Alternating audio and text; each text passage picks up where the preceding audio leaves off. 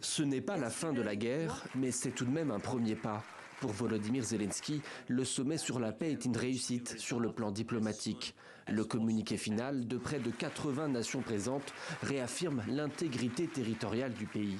Une manière de dire que la Russie doit se retirer des territoires qu'elle occupe illégalement selon le droit international. Les autorités ukrainiennes se disent satisfaites. Le texte est équilibré.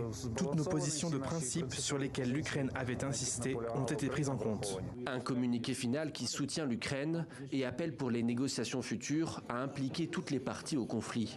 En attendant sur le terrain, la guerre continue.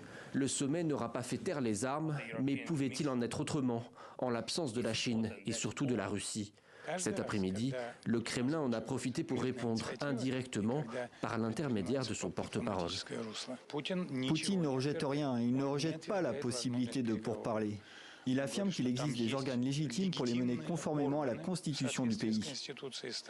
En conclusion de ce sommet, la présidente suisse a elle aussi pris la parole devant les chefs d'État.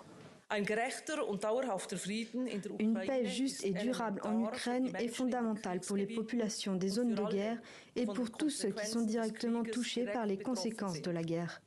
Pour le monde entier, les relations internationales doivent être fondées sur des règles, sur le droit international et sur la Charte des Nations Unies.